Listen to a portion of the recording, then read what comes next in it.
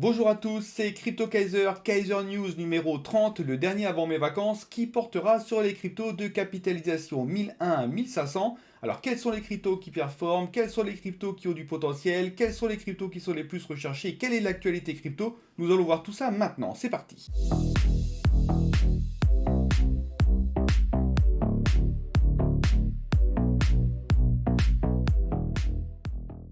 Alors, avant de débuter sur l'analyse du marché crypto, donc juste une petite chose, hein, comme je l'ai dit en préambule, je ne serai pas là la semaine prochaine, donc je vais mettre les tableaux d'analyse dans le Discord. Donc, si vous le souhaitez, vous pouvez vous inscrire dans le Discord. Il est ouvert, pas de problème par rapport à ça. Tant que j'y suis, n'hésitez pas à liker et à vous abonner. C'est la première fois sur les 30 Kaiser News que j'y pense à le dire avant. Donc, merci de vous abonner, c'est très important pour le référencement de la chaîne. Évidemment, si je n'ai pas d'engagement de la communauté, mes vidéos n'apparaissent pas et c'est plus compliqué pour moi. Donc, s'il vous plaît, faites-le. Sur ces bonnes paroles, je vous propose de démarrer directement. Donc, capitalisation globale au 23 février 2023 qui s'est terminée à 1 heure du matin, tout à fait. Donc, capitalisation totale 1147 milliards de dollars, légère baisse, un léger retracement encore de 0,36%. Le Bitcoin est à 23 965 dollars, il accuse lui une baisse de 0,77%. L'Ethereum, quant à lui, accuse une hausse de 0,63%, donc il a mieux performé que le Bitcoin. Et les altcoins en général accusent une baisse de 0,38%. Donc si je viens maintenant sur l'analyse graphique du Bitcoin, donc depuis mardi, hein, comme vous pouvez le voir, mardi, mercredi, jeudi et aujourd'hui, on accuse des retracements successifs. C'est pas méchant encore une fois, hein, c'est des retracements, c'est normal, hein, on est parti d'ici, on arrive ici, donc forcément à un moment donné il faut retracer, il faut que le marché respire, latéralise, consolide. Je sais que ça peut faire peur, je sais que c'est dur aussi psychologiquement de voir toutes ces barres rouges qui s'enchaînent, mais c'est pas pour ça que c'est négatif, hein. Encore une fois, on a des creux qui sont ascendants, des sommets qui sont ascendants, on a des supports ici qui tiennent, hein, qui ont tenu ici. D'ailleurs, on a vu que notre Taycan là est bien remonté comme je l'avais dit. Alors le premier point c'était parfait, il a fait office de support. Le deuxième par contre il s'est fait traverser quand on a clôturé trop bas. Bon c'est vrai que la pente de la Taycan était peut-être un petit peu trop abrupte pour faire office de support solide. C'est vrai que c'est toujours mieux qu'on a à plat comme ici. Bon voilà, ça n'a pas tenu, c'est pas super grave, hein. Ici on a notre super support, on va dire, qui est symbolisé par un niveau de Kejun hebdomadaire, pour rappel, plus un niveau de Tekan mensuel, hein. Ça c'est un bon support. Alors effectivement, moi j'avais parlé d'une zone d'overlap ici. Alors ça n'a peut-être pas été forcément un overlap sur les prix, et encore, ça reste une zone, donc pourquoi pas. Mais j'aurais bien envie de voir ce que donnent les clôtures. Effectivement, comme vous pouvez le voir, la lagging span, hein, qui est une représentation des clôtures, hein, pour rappel. La lagging span, elle, vous voyez, elle a buté ici, elle a buté ici, après elle est repassée par-dessus, elle est revenue en dessous, et là elle retombe dessus. Donc c'était une résistance, elle retourne tester le support. Donc à mon avis, ça peut faire office également de mouvement aussi à venir, hein, reprendre l'amplitude en allant rechercher les supports pour repartir derrière. Ça c'est tout à fait possible. Il faut effectivement par contre que nos supports tiennent, hein. Bon, c'est vrai qu'ils sont assez costauds, mais bon, on ne peut pas savoir, hein, on n'est pas non plus devin. Donc pour moi, la probabilité que ça rebondisse et que ça reparte sur le haut est quand même légèrement supérieure que la probabilité de revisiter des supports plus bas. On verra ce que nous dit l'avenir. C'est vrai que là, quand on regarde le graphique comme ça, on se dit, oulala, ça peut passer. C'est vrai qu'on est border, mais à mon sens, hein, encore une fois, ça reste ça. On a retracé de 0,38. Voilà, on avait un double top, hein. Forcément, le double top, ça c'est terrible, hein. On passe directement à la baisse.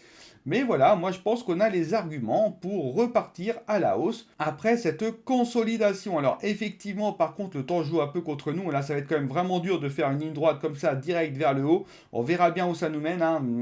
Ça va être quand même dur d'atteindre nos objectifs. Mais si au moins on pouvait dépasser cette résistance-là, parce que ça c'est vraiment un dôme, un mur de verre là, il faudrait essayer de le casser, ça. Cette ancienne résistance, hein, ici et il y a 6 mois, ça serait vraiment de très très bon augure pour la suite. Alors attention, c'est vrai que je vous dis souvent qu'il y a des catalyseurs. Là, il y en a un massif qui arrive à 14h30, on verra ça avec le journal économique. Mais celui-ci, c'est le PCE. Attention, c'est l'indicateur le plus regardé par la Fed. Donc à mon avis, les marchés sont en attente de cet indicateur. Donc il est même plus regardé que le CPI et compagnie. Donc attention, c'est l'indicateur à surveiller à 14h30. Je continue avec le Fear and Greed. Donc sur le Fear and Greed, évidemment, hein, suite à ces multiples retracements, la confiance est légèrement entamée. Là, on reste dans un niveau qui est neutre. Hein, on est à 53, hein, neutre légèrement vers l'euphorique. Pas du tout catastrophique. Nous sommes encore ici dans une tendance légèrement haussière. Pas d'alerte à mon sens sur ce graphique. Je continue maintenant avec le top 15 des cryptos. Qu'est-ce que je peux vous dire? On a 3 petites cryptos qui se sont créées sur CoinGecko. Sur le classement, pas de grands changements, à part que Binance USD perd une place au profit de Dogecoin. Il a encore perdu, elle était à 12 milliards il y a peut-être 3 jours, il est à 11,6 milliards. C'est pas non plus des pertes énormes, hein, ça flush pas. Bon, c'est vrai qu'il y a une semaine, je crois qu'il était à 16 milliards, là on est à 11 milliards et demi. Il a accusé effectivement une perte de capitaux, ce token-là, mais il est encore 11e. Il y a Paxos qui commence à parler avec le gendarme américain pour essayer de trouver une solution. Donc attendons de voir, mais il n'y a pas non plus péril en la demeure. Côté volume, les volumes sont très bas, baisse de volume, pas énormément de volume comme on peut le voir. Hein. Les prix n'ont pas beaucoup bougé, hein, à part peut-être Polygon qui perd 3%. Ça reste dans l'épaisseur du trait, c'est pas non plus dramatique. Bon voilà, je pense qu'il y a une grosse attente sur les chiffres du PCE qui auront lieu à 14h30. Je continue maintenant avec les cryptos qui ont le plus évolué sur la journée d'hier et ceux qui ont le moins bien évolué, on va dire. Donc l'évolution porte sur 3 axes, le prix, puis le volume, puis le classement. Je commence donc avec les meilleures variations. Hein. Donc on parle des petites cryptos, hein, capitalisation 1001 à 1500, avec un volume minimum hein, sur la dernière journée. Ça c'est important, notamment pour les petites cryptos. Le volume minimum est de 100 000 dollars parce qu'on sait très bien que dans ce genre de crypto, il suffit que quelqu'un investisse pas mal en one shot et tout de suite la crypto va pumper et ça va fausser les analyses. Donc il ne faut pas aller plus bas que la limite des 100 000 dollars au niveau du volume. Je commence avec des facteurs, énorme volume, hein, 6 millions de dollars, 3251% d'augmentation, 63% d'augmentation de prix. Ça, c'est du liquidity mining hein, sur l'écosystème Algorand. Ils font partie de ces fameux assets RWA. C'est un peu à la mode en ce moment, c'est un peu tendance. C'est les Real World Assets, donc c'est-à-dire on va tokeniser le monde réel, un peu à la star de Hondo, MPL, GFI, ces tokens-là. Alors moi, j'ai été voir, hein, franchement, j'ai rien vu de concret. Hein, il n'y a pas de... Il y a beaucoup de textes, ok, mais il n'y a pas d'applications concrètes qui sont sorties, ni rien, en tout cas en ce moment, hein, ils sont beaucoup en recherche, etc. Mais par contre, donc je me suis demandé qu'est-ce qui peut expliquer ce pump. En fait, le pump s'explique par une communication, une vidéo promotionnelle de Huawei par rapport à ce token-là. Donc, ce qui explique évidemment ce méga pump, mais qui reste un pump très spéculatif par rapport à une vidéo qui a été sortie d'une grosse société chinoise. Je continue maintenant avec le Taki hein, en numéro 2 qui a pris 55%. Donc Taki, alors ça c'est basé à Singapour, hein, c'est pas en Chine, alors que le nom peut prêter à confusion. Ça c'est une plateforme hein, un peu sociale où on peut lancer et suivre des discussions et être rémunéré par rapport à l'engagement qu'on a sur ces discussions. Donc visiblement ça plaît bien, hein, 152 places en plus, hein, bravo à lui. Sur le volume, on a Observer, un énorme volume en plus, 7000% de volume, 1,4 millions de dollars de volume, une hausse de 8% du prix. Très bien Observer. Alors Observer c'est quoi? Ça propose finalement d'analyser le climat, le temps qu'il fait autour du globe à partir de capteurs qui peuvent analyser beaucoup de métriques. La chaleur, la pression, les ultraviolets, l'humidité, les particules et l'ozone. Je pense ne pas en avoir oublié. Et du coup avec ces capteurs on pourra avoir vraiment une analyse précise de ce qui se passe sur Terre et pouvoir anticiper des changements climatiques ou autres. Alors moi j'ai un petit peu regardé et déjà j'ai pas trouvé où est-ce qu'on pouvait acheter ce type de capteur. Déjà ça c'est un peu bizarre. Et en plus l'application Android, j'ai voulu me connecter pour voir un peu ce que ça racontait. Et ben l'application Android ne fonctionne pas, en tout cas elle est plus disponible. Donc bizarre, à voir. Peut-être qu'il faut l'application iOS mais je n'ai pas d'iPhone donc je ne peux pas tester. Mais si vous voulez, vous pouvez tester avec votre iPhone et mettre en commentaire ou mettre dans le Discord si ça vaut la peine ou pas. Ça, c'est tout à fait possible. Ensuite, du coup, nous avons deux facteurs. Côté volume, ça, j'en ai déjà parlé. Côté classement, j'en ai déjà parlé. Tout ça est évidemment artificiel à mon sens. Et enfin, par contre, on a Chain Guardians, hein, 190 places en plus. Du gaming play to earn. Et visiblement, il plaît bien. Maintenant, sur les tokens qui ont le moins bien performé, qu'est-ce qu'on a? On a Roseon Finance. Alors ça propose du lending via de la CeFi, du yield farming via la DeFi. Alors, il y a une application sur le web, hein, mais là, c'est pareil. Impossible de s'enregistrer dessus, ça bug. Donc, attention par rapport à ça. Ensuite, nous avons Salt qui a perdu 41 places et 25% de prix en moins. Ça, c'est une plateforme de pré-emprunt centralisée basée aux États-Unis.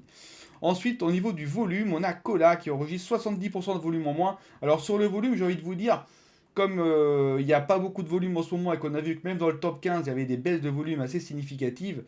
Bon, sur des petites cryptos, moins 70%, mais avec un volume de 326 000 dollars, franchement, ça reste cohérent, hein. Pareil ici, hein. Tout dépend du contexte, hein, c'est toujours pareil, hein. Donc Cola, c'est quoi? En fait, ça a été d'ailleurs renommé en Gracie, il n'y a pas très longtemps. Et ça, en fait, c'est une plateforme collaborative, hein, un peu RH, qui permet finalement aux employés d'une société de communiquer entre eux, d'exprimer leurs opinions, d'exprimer leur attachement à la société. On peut y faire également des petits sondages. On a après une métrique pour savoir si les collaborateurs se sentent bien, tout ça. Donc c'est vraiment dans cette optique-là. C'est compatible avec Slack pour ceux qui travaillent en entreprise, hein, s'il y a des ingénieurs et tout ça entre vous dans le milieu informatique. Je pense que vous connaissez tout à fait l'application Slack qui est très utilisée. Donc voilà, c'est compatible avec Slack, 326 000 dollars, pas mal, avec une augmentation de prix de 3%.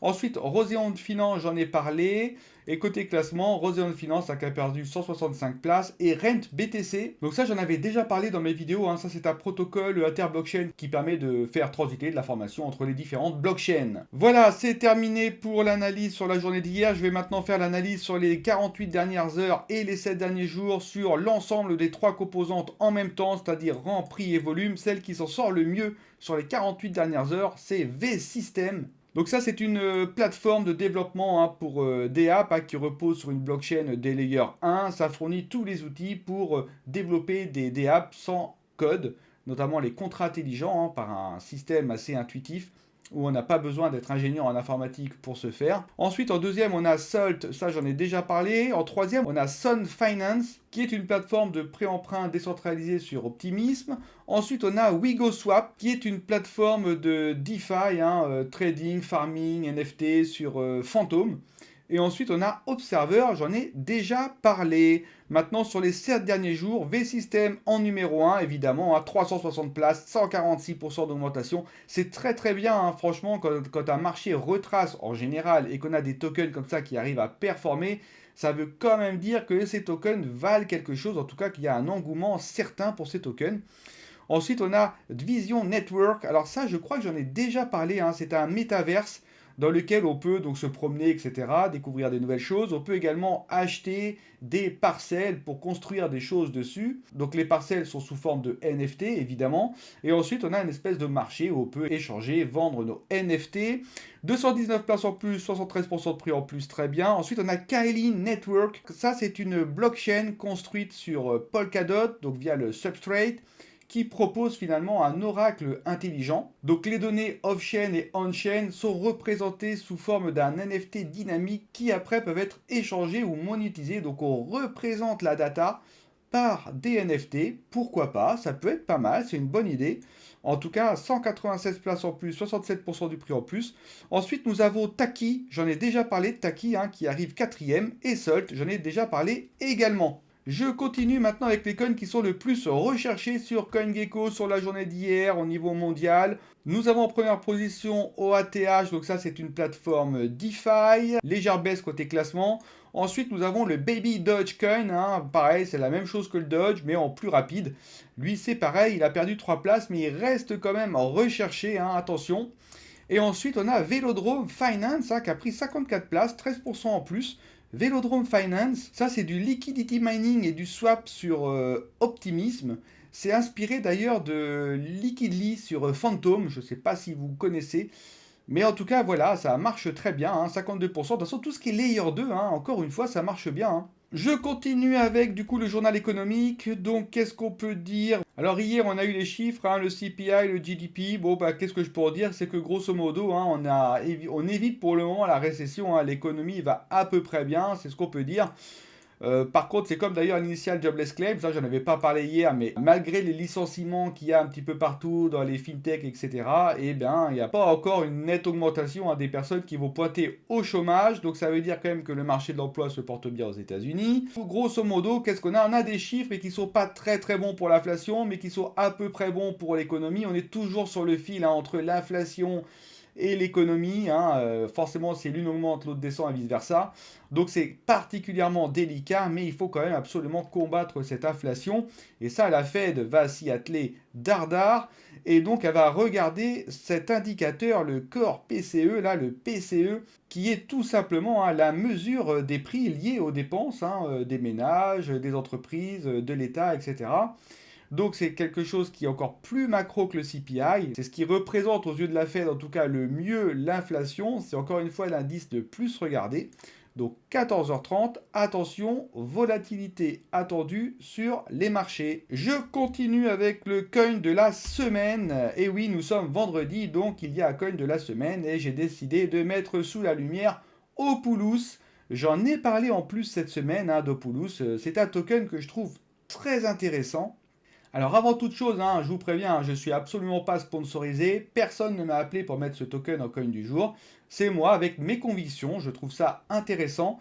C'est un token qui est basé en fait sur le streaming musical, ça permet aux musiciens et aux artistes de poster leurs créations et cette création-là sera symbolisée sous forme de MFT, non pas de NFT. MFT, c'est Music Fungible Token et les investisseurs qui souhaitent, qui croient à l'artiste, pourront acheter ces MFT, les conserver, et si la popularité de l'artiste augmente, alors de facto, la valeur de ce MFT augmentera également. Je trouve quand même que c'est un cercle assez vertueux, je trouve que c'est bien pensé. Il y a un engouement certain pour cette plateforme, de plus en plus. Sur les réseaux sociaux, on en parle de plus en plus.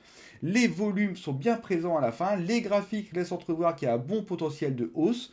Alors évidemment, il faut que le marché reparte un petit peu. Ces coins de la semaine, c'est pas des coins qui sont destinés à pumper tout de suite. Certains pumpent, hein, on peut le voir là. Hein. Je vous ai présenté Taboo, elle avait fait 100%, Stargate Finance 77, Floki 110, Alchemy 236, 102, etc. Mais il y en a d'autres que j'ai pas mis là parce que là c'était vraiment là où vous devez avoir pris vos TP. Mais il y en a d'autres que j'ai présentés au coin du jour qui n'ont pas pumpé comme ça. Il faut savoir attendre, il faut être patient. Tout vient à point qui sait attendre. C'est des tokens, à mon sens, qui ont du potentiel. Donc, laissons-leur le temps de performer et de faire leurs preuves. Donc, pour moi, Opulus, c'est très bien. Sur un mois, il a gagné du coup 296 places. Il est 464e. Donc, sur les dernières 48 heures, il a perdu 11%. Ça peut être pas mal. Sur 7 jours, il a pris 16% et sur le mois, il a pris 137%. Pour le reste, du coup, Chromia, hein, on est à moins 3,15 depuis que je l'ai présenté. Donc, pour le moment, on ne fait rien. Dotmoves, moins 18,44%, c'est pareil, pour le moment, on ne fait rien, évidemment. Et Opulus, nous verrons bien, du coup, lundi, pour ceux qui sont sur le Discord, je vous enverrai une mise à jour du tableau pour voir comment il évolue. Et évidemment, les tableaux vous indiqueront si vous devez prendre ou pas vos TP. Ça n'a pas changé. Donc, ça me fait une belle transition pour le Discord. Hein. Il est prêt. N'hésitez pas à vous inscrire. J'aimerais avoir aussi une trace des 1000 premiers abonnés qui m'ont soutenu. Concernant les abonnés, n'oubliez pas à liker et à vous abonner et à mettre des commentaires aussi. C'est toujours très sympa. J'aime beaucoup lire vos commentaires d'encouragement. Ça, c'est très important pour moi. Donc, comme je vous l'ai dit, je suis en vacances la semaine prochaine. Je posterai sur le Discord, dans un channel adapté, l'équivalent de mes métriques, mais il n'y aura pas de vidéo, pour la simple et bonne raison que je ne peux pas uploader de vidéo là où je serai. Et sur le Discord, j'ai fait un petit sondage, et ce qui est apparu, c'est que vous vouliez encore une vidéo sur les masternodes. C'est chose faite, elle est terminée, et elle sera présente demain, ce qui vous fera une petite occupation pour ce week-end.